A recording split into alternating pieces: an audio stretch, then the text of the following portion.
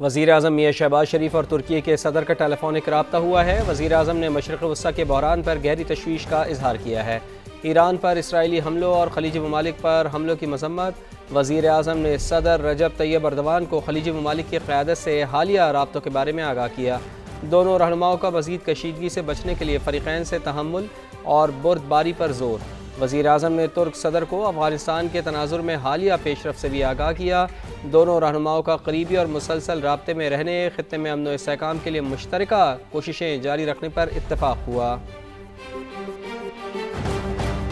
وزیر اعظم شہباز شریف کا خطے کی کشیدہ صورتحال پر پارلیمانی جماعتوں کو اعتماد میں لینے کا فیصلہ۔ سینٹ اور قومی اسمبلی میں اپوزیشن لیڈر سمیت تمام جماعتوں کے پارلیمانی سربراہان کو آج 11:30 بجے ان کیمرہ بریفنگ کے لیے مدعو کر لیا۔ تحریک انصاف کا ان کیمرہ بریفنگ میں شرکت سے انکار۔ پی ٹی آئی سیاسی کمیٹی کے اجلاس میں یہ فیصلہ ہوا۔ اعلامیے میں کہا گیا کہ بانی سے ملاقات تک کسی حکومتی اجلاس میں نہیں جائیں گے۔ اپوزیشن لیڈر محمود اچکزئی کہتے ہیں پارلیمنٹ کا مشترکہ اجلاس بلا کر سیکیورٹی بریفنگ دی جائے۔ پارلیمانی لیڈرز کو ان کیمرہ بریفنگ کی وجہ سے سینٹ کا آج ہونے والا اجلاس ملتوی کر دیا گیا۔ سینٹ اجلاس اب 5 مارچ کو صبح 11:30 بجے ہوگا۔ ایران، امریکہ اور اسرائیل کی جنگ، عالمی منڈی میں تیل کی قیمتوں میں اضافے کا سلسلہ جاری ہے۔ امریکی کروڈ آئل 3.3% اضافے سے $74.6 فی بیرل پر آ گیا ہے۔ اسی طرح برطانوی برنٹ خام تیل کی قیمت 3.98% اضافے سے $81.60 فی بیرل ہو گئی ہے۔ ماہرین کے مطابق آبنائے ہرمز کی بندش کے باعث تیل کی قیمتیں $100 فی بیرل تک جا سکتی ہیں۔ ایران میں بگڑتی ہوئی صورتحال، پاکستانیوں کی واپسی جاری ہے۔ مزید 350 سے زائد شہری تفتان کے راستے کوئٹہ پہنچ گئے ہیں۔ نور العارفین کی رپورٹ۔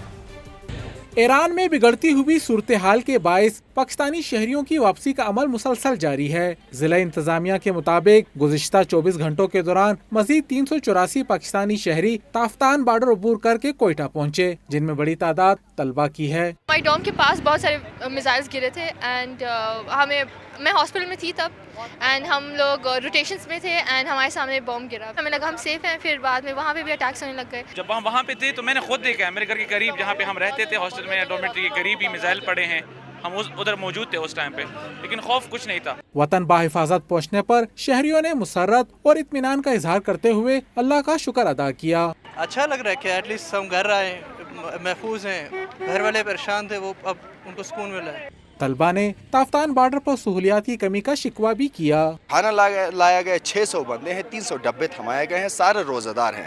سیری کے اندر کچھ نہیں لایا گیا، کہا کہ ہم کھانا لا رہے ہیں، نہ ہمیں باہر بیچنے دے رہے ہیں، نہ ہمیں اندر وہ کچھ کھانا پرووائڈ کر رہے ہیں۔ دوسری جانب گوادر بارڈر کے راستے بھی وطن واپسی کا سلسلہ بدستور جاری ہے۔ امیگریشن حکام کے مطابق اب تک 300 سے زائد پاکستانی اس راستے سے وطن واپس آ چکے ہیں۔ کیمرامین شہزاد انور کے ساتھ نور العارفین، سما، کوئٹہ۔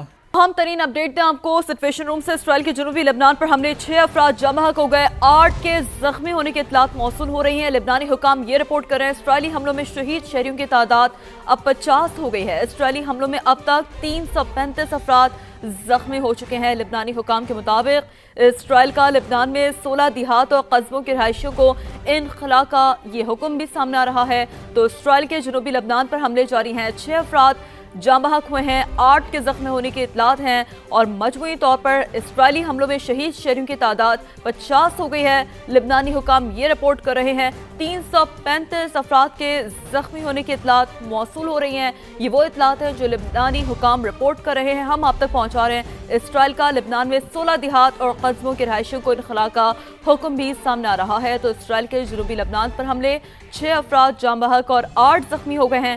اسرائیلی حملوں میں شہید شہریوں کی تعداد 50 ہو گئی ہے، لبنانی حکام کا ایسا بتانا ہے۔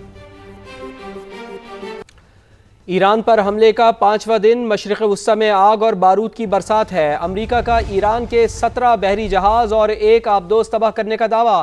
امریکی سینٹ کام کے ایڈمرل ہیرڈ کوپر کے مطابق بحیرہ عرب، خلیج عمان اور آبنائے ہرمز میں اب کوئی ایرانی جہاز موجود نہیں۔ انہوں نے بتایا کہ ایران میں اب تک 2000 اہداف کو نشانہ بنا چکے ہیں۔ ایئر ڈیفنس سسٹم کو شدید نقصان پہنچایا، سینکڑوں کی تعداد میں بیلسٹک میزائل لانچرز اور ڈرونز تباہ کر دیے۔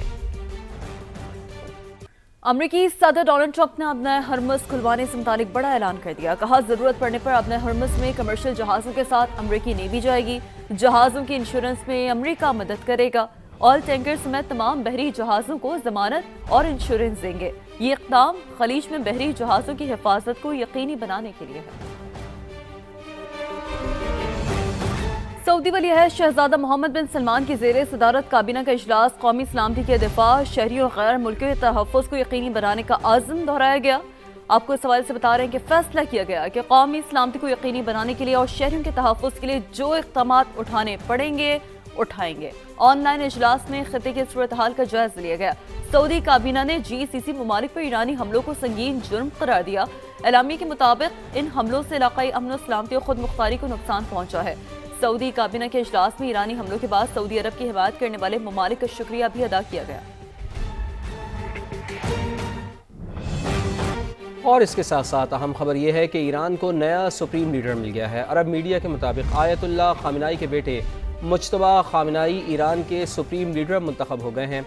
ईरान में रहबर आला का इंतखाब 88 रुकनी मजलिस खबरगान करती है। ईरानी सुप्रीम लीडर आयतुल्लाह खामिनाई को मशहद में इमाम रज़ा के मज़ार के इहाते में सुपुर्द खाक किया जाएगा।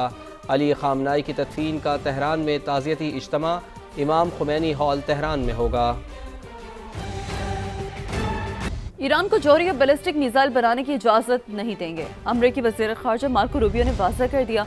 मीडिया से गुफ्तगू में मार्को रूबियो ने कहा कि दुबई में अमरीकी कौंसल खाने के पार्किंग एरिया में ड्रोन गिरा, कोई जानी नुकसान नहीं हुआ, अमला महफूज रहा। तनाज़े के आगाज़ के बाद से 9000 अमरीकी शहरी खित्ते से निकल चुके हैं। मजीद को निकालने के लिए इक़दाम कर रहे हैं।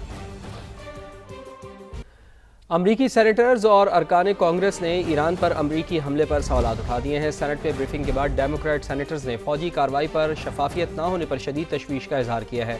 सेनेटर चक शोमर ने कहा है कि ट्रंप इंतज़ामिया की जवाबात इंतहाई गैर मुतमईन हैं। जंग के मकासद हर रोज़ बदलते रहते हैं, कोई वाज़ेह मनसूबा नहीं। मुझे मिशन क्रेप का ख़तरा है, एक ऐसा जंगी अमल जो कभी ख़त्म ना हो। अवामी मुबाहिसे की ज़रूरत है ताकि अमरीकी अवाम सूरत हाल समझ सकें। सेनेटर रिचर्ड ब्लूमेंथल बोले, मुझे डर है कि अमेरिका के फ़ौजी ज़मीन पर जाने पर मजबूर हो सकते हैं। हमें वाज़ेह नहीं है कि ट्रंप इंतज़ामिया के अगले अहदाफ क्या हैं। जौहरी हथियार ख़त्म करना, मीज़ाइल तबाह करना, रिजीम चेंज या फिर दहशत गर्दी रोकना। अमरीकी अवाम को एतमाद में लिया जाना चाहिए।